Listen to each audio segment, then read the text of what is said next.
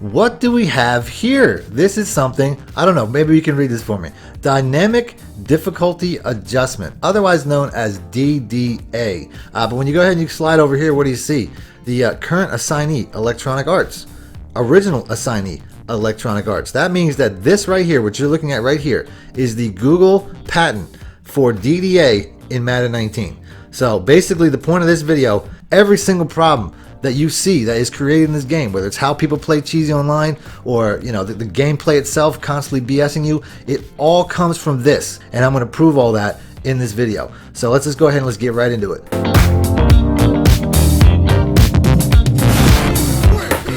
Welcome back, YouTubers and Madden fans. This is Madden Money Shot, bringing you another Expose video. I don't know, maybe this is a tip video. I'm not entirely sure. I don't typically do videos like this, and I never really intended to do this particular video.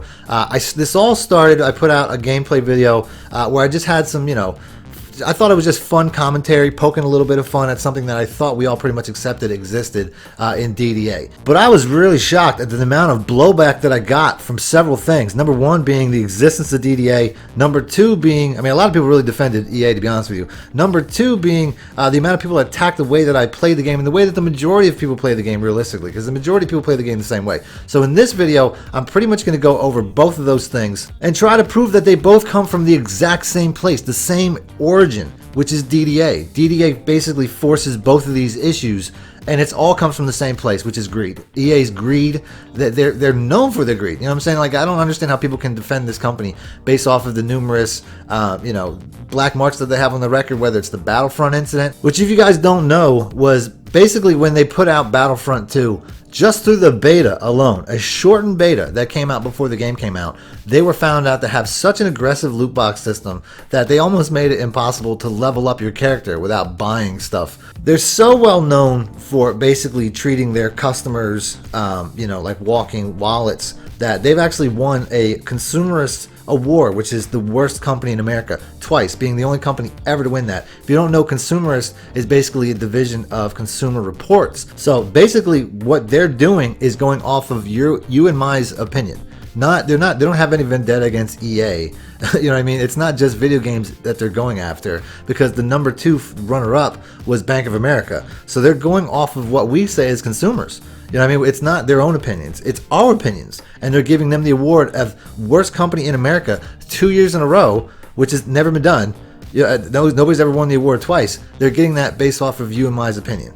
And if you look at some of the competition, they even have like a tournament style bracket of how the voting went down. If you even look at some of these other companies, you can't deny it. I hate Comcast. It's no shock to me that they came in Final Four, because they're so greedy. Like, if I could go on for another entire video based off of how they've screwed me with my cable bill, but I'm not going to do that because that's not the point. But you can tell by some of the companies on this list that it's 100% true. But ultimately, if you're watching this video, you want to see evidence. That was the point. That's what people wanted a lot of the times in the comment section. Some people, I even had some know-it-all people that were like, there's nothing to support this. Well, maybe you should do a little research, because it didn't take me very long to find the exact patent written and designed by EA, Electronic Arts Studios. You know what I'm saying? It didn't take me but a couple swipes of the keyboard to find this. So realistically, we're going to go over that in great detail.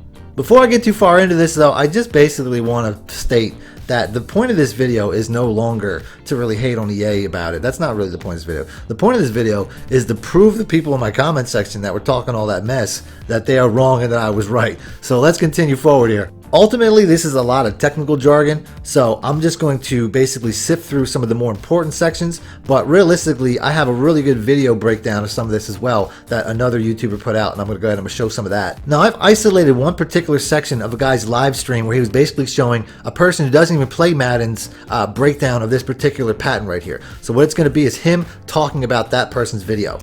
You'll never play Madden the same again. Seems to be a particular focus on how different outcome combinations of matches around for the next match and keep playing a game. There seems to be a particular focus on how different outcome combinations of matches can affect something they called churn risk, or the risk that a player will disengage from the game or stop playing the game for a period of time. In this table, we are shown which combinations of wins, losses, and draws from the last 3 matches are the least likely to disengage players, and all of this is based on data collected from a, quote, popular PvP game made by EA. Jesus. The short of it is that with this algorithm, games will be able to calculate the risk that players will stop playing and adjust parameters to reduce that risk. Thank you. If a player loses a few matches in a row, the game might decide that the churn risk has increased, so the next match might be artificially set up to result in a win.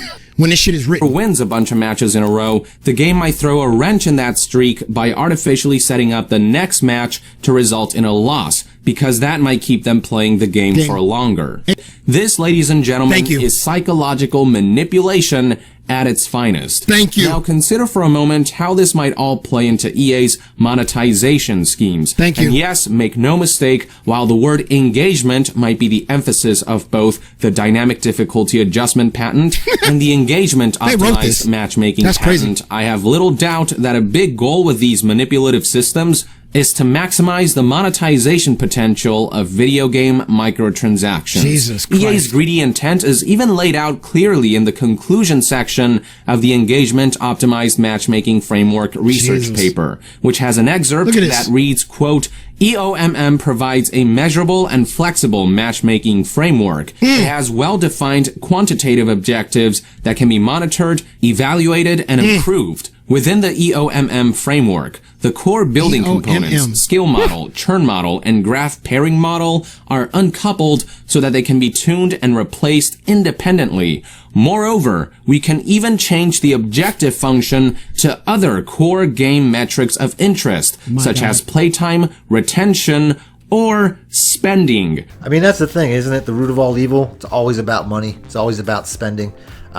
You know, the loot boxes and buying packs, they're the exact same thing. And there's actually a legal battle going on where companies have, not companies, but governments have decided that that this is basically gambling. Anytime you're spending money on something and you're not getting what you want, it's technically gambling. But it's the truth. It's gambling. Because EA knows that if they were to sell you directly what you want, majority of the time, that's going to be it. If you could buy your favorite player, say $10 for, you know, a full Randy Moss, that's it. You're going to buy them and that's it. But like I said, I've spoken to people in my comment section that have spent, you know, close to $1,000. I know people that spend more than $1,000 on their team, and they don't get, you know, they don't necessarily get the exact thing that they want. They work it the way that they do into something of value. But realistically, if I could just put $10 down and get Michael Vick, I might do that, and then that's it. You know what I'm saying? That's way cheaper than $1,000 of constantly buying packs and trying to get what you want to get.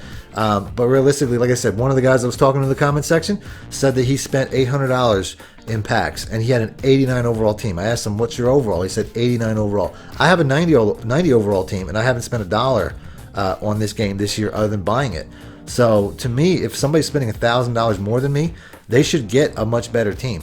Not only that, but realistically, you know, the way that the sliders work, and I'm going to go over that here in a minute, to basically make your team, you know, either better or worse than a team anyway, you're not even seeing the value of that. Even if you have a better overall team, it can be taken away from you in the algorithm about the show. So this here is a lot of technical jargon. I'm not going to go over it, you know, too specifically, but the one thing that I was reading up on that is probably the most, you know, is the most troubling is penalties. Basically, if you try to read some of these, you know, simpler ones here, which is a prediction model generator and whatnot, they say that basically they associate a penalty with at least some or one of the more predictive models. So basically, when they're saying they're giving a penalty to the user, that means, like, for this game, your receiver's not going to be able to catch, or for this game, your quarterback's going to be horrifically overthrowing the ball, or for this game, you're going to be fumbling all the time. You know what I'm saying? They basically, whenever they match you together with who they want to match you together with,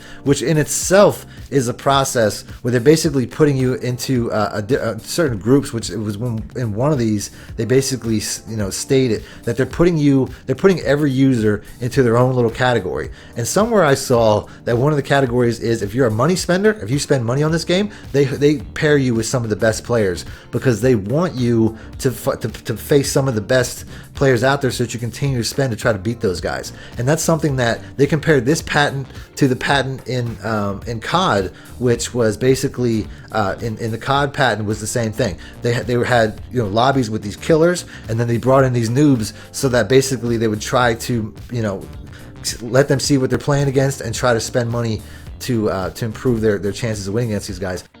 Now, earlier in the video, I also said how I was going to relate this, or how this relates to how people play the game. A lot of people complained in one of my comment sections about how I played the game, and my rationale was, why should I play a game with honor when the game is constantly trying to rob me? And I think that's the mentality that a lot of people take. I mean, when you're playing against somebody or you're playing against a system that's relatively fair and balanced, you use a wider selection. You don't necessarily feel the need to go down to just the few plays that you know that works. You know what I'm saying? You typically, it's like playing a fighting game. I mean, if you're playing like Mortal Kombat or something like that, it's more fun to mix in combos and do all kinds of stuff. But if you're playing against somebody that's really extensively cheap, like a cheap boss or something like that, you eventually become somebody that just does this.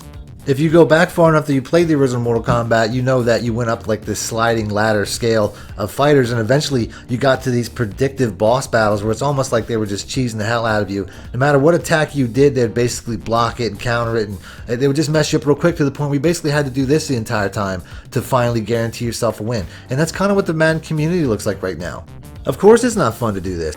It really isn't hard to discern where EA's priorities truly lie when they're so intent on hiring researchers to find the best mathematical way to manipulate players, rather than just passionately making games that are fun and engaging by design. Of course it's not fun to play a game this way. You know what I'm saying? It's way more fun to have variety and run different plays and stuff like that. But you get chances to do that. You know what I'm saying? It's not always like that, where you have to basically use only a handful of plays because the game just feels like it's crashing down on you. Just think of All Madden. You know what I'm saying? All Madden. If you play All Madden solo battles like the majority of people do, you really only run like 2 plays, because the solo battles system, All Madden in particular, is so cheap and cheesy, the way that it constantly tries to screw you out of moments in games, that you're basically left with that. So to me, once again, DDA is the cause. And it's because the difficulty spikes so much that your opponent all of a sudden has, defenders playing their zones so wide and predictive, it's to the point where you're like, man, I better tighten up and run the exact plays that I know that works, to the point where, that's basically all you run. But either way, at the end of the day, I'm not trying to tell EA how to run their business, because truth of the matter is that's what they're doing. They're running a business. From their perspective, if you think about how much money it costs to have a patent, an official license with the NFL, you have no idea how much that costs EA. And I almost understand why they do this, to try to make more money, to try to appeal to the masses. Because let's face it, I mean, if you know anything about DirecTV's contract with the NFL, their NFL Sunday ticket, that costs every person. I read an article about this once.